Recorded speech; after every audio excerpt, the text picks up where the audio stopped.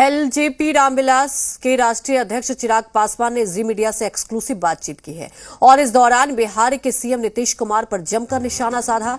चिराग पासवान ने कहा कि नीतीश कुमार का वोट बैंक पूरी तरह से खत्म हो चुका है, शराबबंदी महज हवाई बातें हैं और इस बहाने सरकार कई माफियाओं से पैसे उगाही करते हैं। चिराग पासवान से बातचीत की हमारे रेजिडेंट एडिटर स्वप्निल। मेरे साथ चिराग पासवान मौजूद हैं। कई ऐसे विषय हैं जिन पर चर्चा करना बेहद जरूरी है। उपचुनाव के परिणाम आ गए हैं। चिराग जी, मेरा पहला सवाल तो ये है कि जो उपचुनाव के परिणाम आए हैं उसको आप कैसे देखते हैं?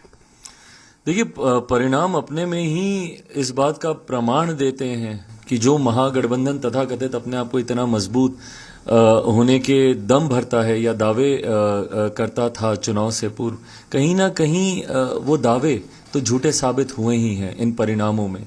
गोपालगंज की सीट तो जो हम लोग जीते ही जीते, एनडीए के प्रत्याशी वहां से उस सीट को जीतने में सफल रहे। वहीं अगर आप मोकामा की भी जीत देखें तो क्या सही मायनों में कोई बोल सकता है कि ये महागठबंधन की जीत है?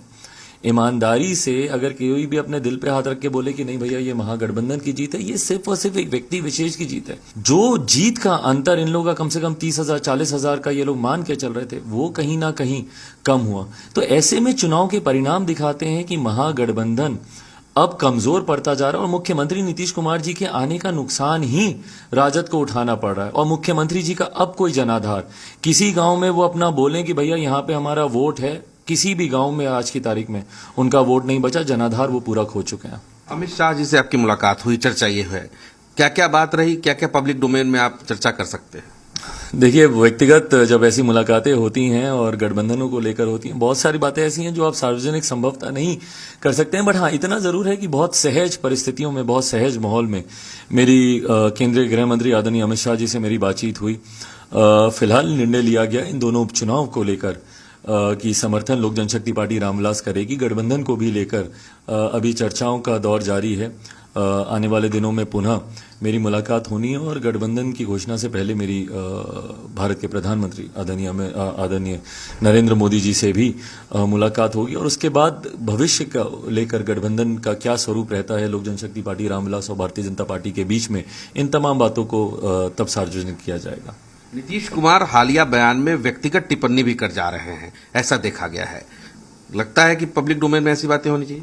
दुर्भाग्यपूर्ण है और ईमानदारी से बताए कोई क्या शोभा देता है उनको? इतने नीचे स्तर पर जाकर ऐसी व्यक्तिगत टिप्पणियां करना, इस तरीके की बातें करना, मुझे लगता है कि ना ये एक मुख्यमंत्री पद को शोभा देता है, ना उनके व्यक्तित्व की गरिमा को इस तरीके की बातें करना शोभा देता है। आप अलायंस में भाजपा के साथ अगर जाते हैं तो अमित शाह से भेंट हुई होगी, तमाम चर्चाएं हुई होंगी, तो आपका मुख्य एजेंडा उसके अंदर क्या रहेगा? सीट तो रहेगा ही रहेगा, साथ में और भी चीजें रहेंगी?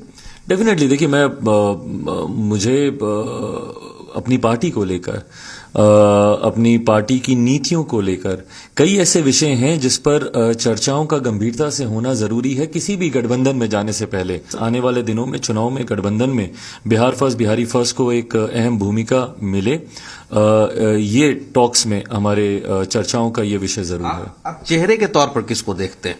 अलायंस में आप पहले भी रह चुके हैं भाजपा के साथ, फिर जाने की बात हो रही, चेहरे के तौर पर किसको देखते हैं? क्योंकि सामने दो चेहरे हैं, नीतीश कुमार है, तेजस्वी यादव है। नीतीश अक्सर कहते भी हैं कि तेजस्वी को आगे बढ़ाने का वक्त आ गया है, तो इधर चेहरे के तौर पर किसको देखते हैं? देखिए, मुझे लगता है ये एक ऐसा विषय है जिसकी चर्चा गठबंधन की औपचारिक घोषणा होने के बाद ही की जा सकती है कि भाई गठबंधन की क्या राय है।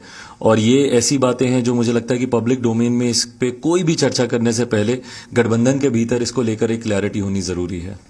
चर्चा ये भी है कि मर्जर हो सकता है, जेडीयू और राजद का एक मर्जर हो सकता है। ये तमाम तरफ ये चर्चाएं हो रही हैं, हालांकि ऑफिशियल कंफर्मेशन नहीं है, राजनीतिक हलकों में ये बात। कैसे इसको एनालाइज करेंगे? मेरा कोई मत ही नहीं है भाई इस विषय को लेकर। मैं ध्यान ही नहीं केंद्रित करता ऐसे विषयों को लेकर जहां पे बिहार या बिहारियों के हित नहीं आते हों। ये एक ऐसी चर्चा है जहां पे दो ऐसे राजनीतिक दल अपने अपने स्वार्थों को लेकर मर्जर्स की बात कर रहे हैं या गठबंधन की बात कर रहे हैं। तो ऐसे में मेरा भी कोई मत नहीं है इन लोगों को लेकर। पर हाँ, चिंता जनता दल यूनाइटेड के नेताओं को जरूर होनी चाहिए जब मुख्यमंत्री नीतीश कुमार किसी दूसरे दल के नेता को अपना उत्तराधिकारी सार्वजनिक तौर पर घोषित करने का काम करते हैं। ये दर्शाता है कि मुख्यमंत्री जी के बाद जनता दल यूनाइटेड का कोई अस्तित्व नहीं है और ये मुख्यमंत्री स्वयं मानते हैं कि उनकी पार्टी का कोई नेता ऐसा नहीं है जो उनकी सोच को उनके बाद आगे लेकर जा सके। शुक्रिया हमसे बात करने के लिए। चिराग पासवान थे, जिनसे अलग अलग विषयों पर हमने खुल के बातचीत की। मेरे सहयोगी कैमरा पर्सन राजेश के साथ मैं स्वप्निल, जी मीडिया, पटना।